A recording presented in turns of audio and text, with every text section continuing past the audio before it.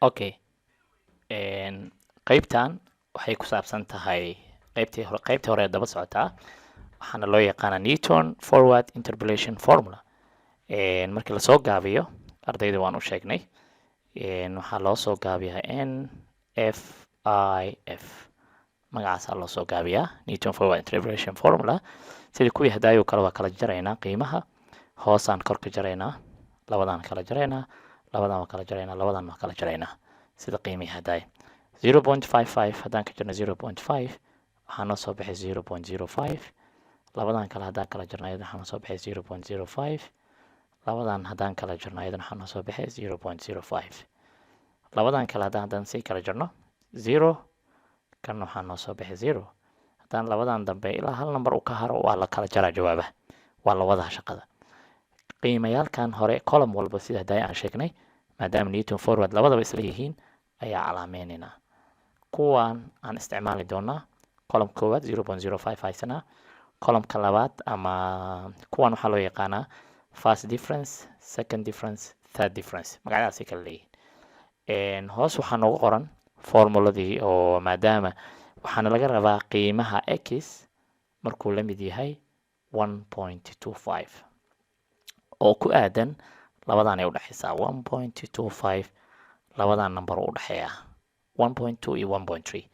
waxaa la rabaa jawaabta soo baxaysa inay u dhaxayso 0.6 iyo 0.65. qiimaha inuu labadaas u dhaxeeyaa laga rabaa. Okay, marka inaan raadinaynaa marka koowaad n waxaa lagu helaa x laga jaray x0 loo qaybshay h. x waxaan haysanaa 1.25, x0 initialka waaye, kana x0 loo yaqaanaa. Okay, kana x1 noqonaa, kana x2, qiimahan 1.3 kana x3 noqonaa.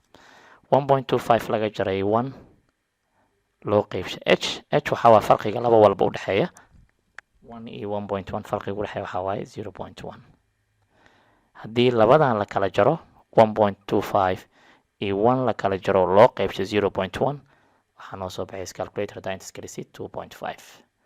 marka n waa naqaanaa sababtoo formulada waxaa noogu jirta qiimaha n, meel walbo n waa ku bedelnaynaa qiimaheeda. Okay, general formula waa tan Newton forward interpolation formula NFIF, magacaasaa loo soo gaabiyey Newton forward interpolation formula. y0 x0 yaa kasoo horjeedo, y0 kasoo horjeedo, kana y1 loo yaqaanaa, y2, y3.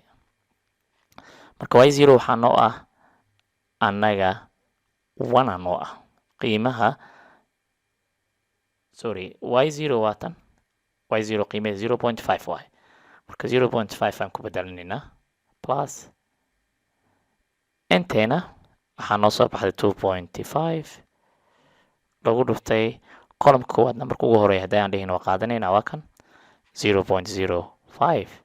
qiimahaasaa noo ah, waa kana qiimahaas 0.05 plus inteena kuwan kan waxaa noo soo baxayo 2.5 laga jaray 1 loo qaybshay 2 factorial 2 times 1 ay noqonay lagu dhuftay second difference-ga oo noo ah 0. marka wax walba 0 lagu dhufto 0 ay noqonaya, kan dambana waa la mid 0 noqona because of cubigan xataa haddaan ka shaqeyno n-1 n-2 0 haddaan ku dhufto 0 noqona.